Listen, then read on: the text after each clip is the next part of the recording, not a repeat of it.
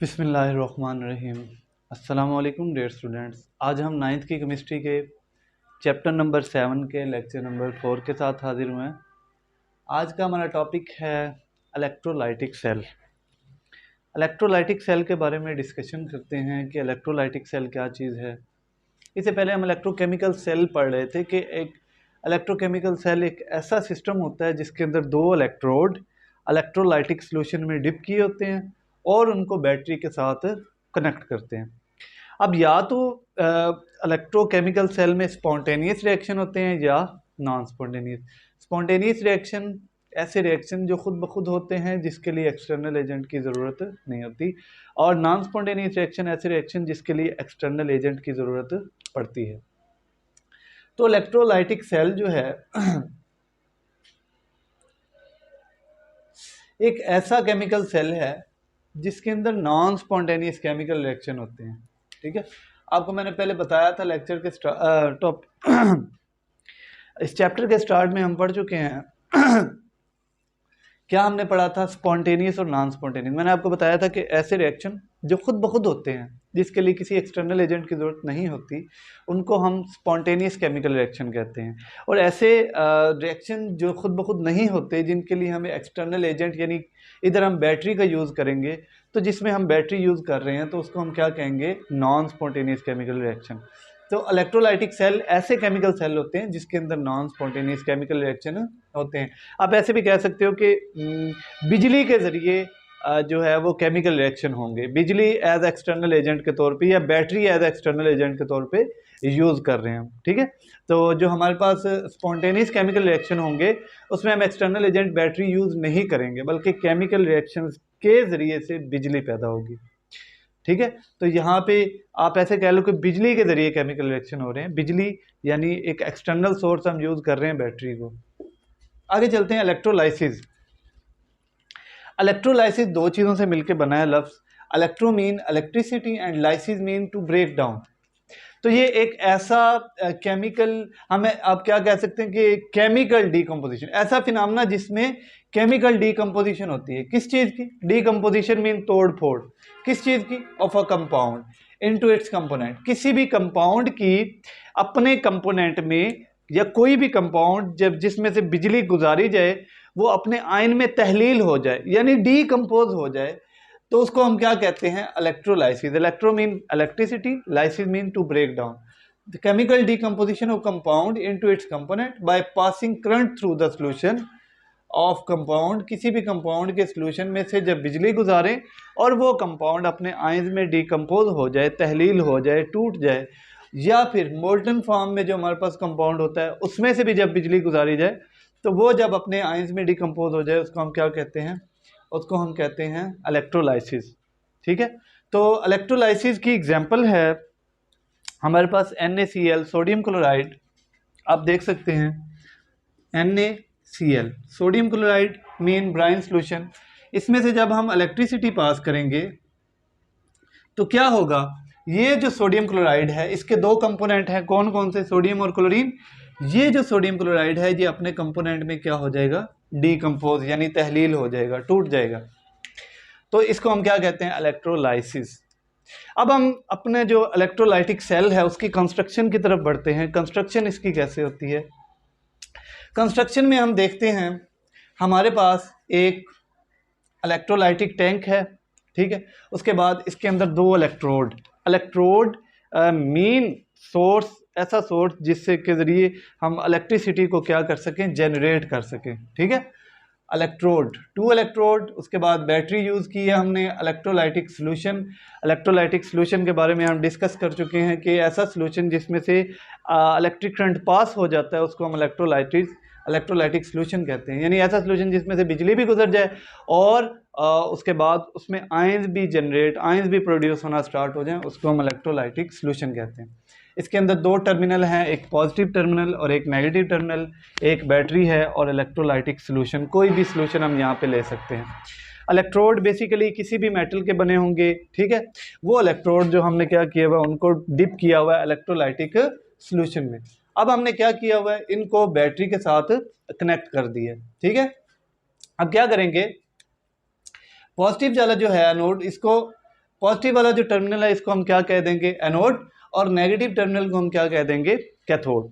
आपने ये बात ध्यान में रखनी है कि एनोड पे हमेशा क्या होती है, ऑक्सीडेशन, और कैथोड पे हमेशा क्या होती है, reduction. Oxidation mean loss of electron और reduction mean gain of electron, यानी एनोड पे ऑक्सीडेशन होगी, इलेक्ट्रॉन लूज होंगे, और कैथोड पे रिडक्शन होगी, यानी गेनिंग ऑफ इलेक्ट्रॉन होगा। ठीक है, तो एनोड को हमने बैटरी के पॉजिटिव टर्मिनल से जोड़ देना है, नेगेटिव टर्मिनल से हमने कैथोड को जोड़ देना है। अब इन दोनों इलेक्ट्रोड को हमने एक्सटर्नल वायर के जरिए बैटरी के साथ कनेक्ट कर देना है, हमारे ये इलेक्ट्रोलाइटिक सेल क्या हो जाएगा, कंप्लीट हो जाएगा। अब फॉर एग्जांपल मैं कहता हूँ इस इलेक्ट्रोलाइटिक सेल में जो हमारे पास इलेक्ट्रोलाइटिक सॉल्यूशन है वो है fused NaCl। Fused NaCl, fused NaCl का क्या मतलब है कि NaCl यानी जो नमक है हमारे पास, साल्ट है, उसको हमने किसी भी लिक्विड में डिसॉल्व करके उसको अच्छी तरह हीट किया तो हमारे पास फ्यूज्ड NaCl सॉल्यूशन तैयार हो गया। इसकी वर्किंग की तरफ चलते हैं कि इस इलेक्ट्रोकेमिकल सेल में कैसे वर्किंग हो रही है। अच्छा, अब जब हम इलेक्ट्रोलाइटिक सॉल्यूशन डाल देंगे उसके बाद बैटरी को कनेक्ट कर देंगे, हमारा करंट इसके अंदर से फ्लो होने लग जाएगा। पॉजिटिव टर्मिनल से करंट कहाँ जा रहा है, नेगेटिव टर्मिनल से, और ये करंट फ्लो हो रहा है। अब जो इसके अंदर NaCl सॉल्यूशन है उसकी इलेक्ट्रोलाइसिस हो जाएगी। इलेक्ट्रोलाइसिस मीन ब्रेक डाउन हो जाएगा अपने कंपोनेंट में। अब जब इलेक्ट्रोलाइसिस होगी, दो तरह के हमारे पास आयंस बनेंगे, एक पॉजिटिव आयन यानी सोडियम आयन और एक नेगेटिव आयन यानी क्लोरीन आयन। ये आयंस जो हैं ये अपने रिस्पेक्टिव इलेक्ट्रोड की तरफ मूव करना स्टार्ट कर देंगे। रिस्पेक्टिव इलेक्ट्रोड मीन के अपोजिट टर्मिनल की तरफ। आपको पता है कि नेगेटिव और पॉजिटिव एक दूसरे को अट्रैक्ट करते हैं, हमेशा अपोजिट चार्जेस अट्रैक्ट करेंगे। तो ये जो नेगेटिव वाले पार्टिकल हैं, नेगेटिव जो आयंस हैं, ions move toward the respective electrode. Negative ion कहाँ पे मूव करेंगे, ये एनोड की तरफ मूव करेंगे।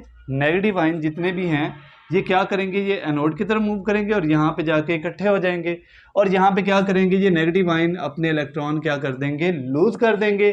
तो हम क्या कह सकते हैं कि एनोड पे क्या हो रही है, ऑक्सीडेशन। नेगेटिव आयन क्यों मूव करेंगे, क्योंकि एनोड पे पॉजिटिव चार्ज है। नेगेटिव आयन हमेशा पॉजिटिव की तरफ डिफ्लेक्ट करेंगे। ये हमारे पास वो क्या कह रहे हैं कि negative ions move toward anode. Negative ion anode की तरफ मूव करेंगे और इलेक्ट्रॉन लूज करके ऑक्सीडेशन जो है वो यहाँ पे होगी एनोड पे। इस हिस्से पे क्या होगी, ऑक्सीडेशन होगी।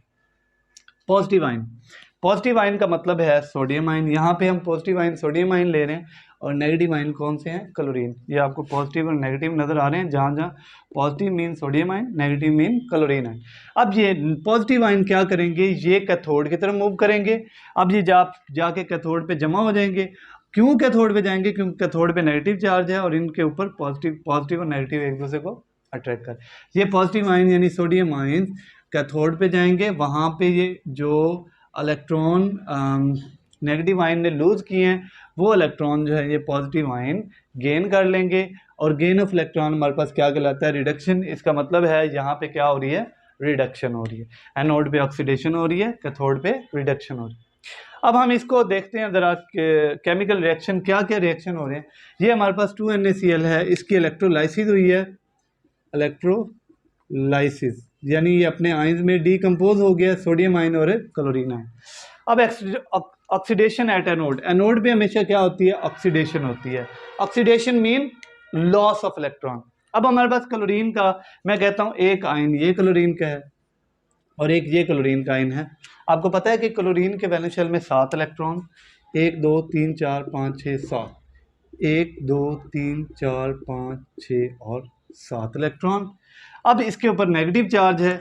नेगेटिव चार्ज का मतलब है कि इसने एक इलेक्ट्रॉन गेन किया हुआ है, यानी इसके पास 8 इलेक्ट्रॉन पूरे हैं। हम क्या करते हैं, वो 8वां इलेक्ट्रॉन रिमूव कर देते हैं। ये इलेक्ट्रॉन यहाँ से निकल गया और ये यहाँ से। अब इसके बाद भी 7 इलेक्ट्रॉन, इसके बाद भी 7 इलेक्ट्रॉन।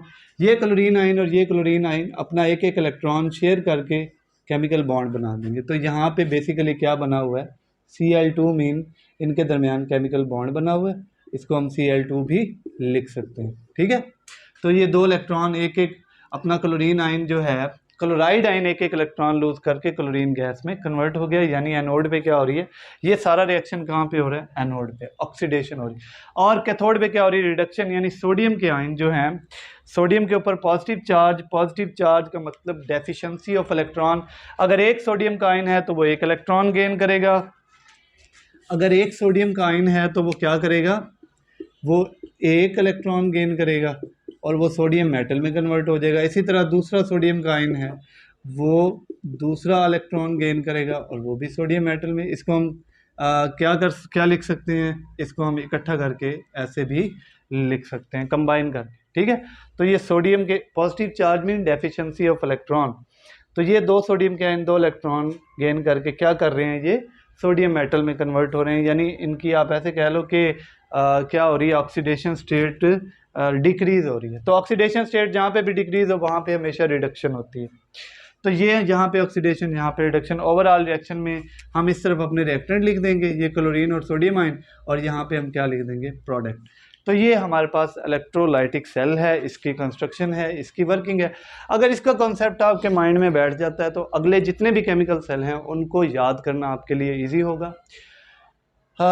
ये लॉन्ग क्वेश्चन के तौर पे पेपर में आता है, या ये डेफिनेशन भी पूछ लेते हैं इलेक्ट्रोलाइटिक सेल की, और ये इलेक्ट्रोलाइसिस की डेफिनेशन भी आ सकती है।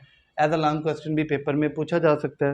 होप सो आज का लेक्चर आपको समझ में आया होगा। मज़ीद वीडियोस देखने के लिए चैनल को सब्सक्राइब करें, लाइक करें, शेयर करें। जज़ाकल्लाह, अल्लाह हाफिज़।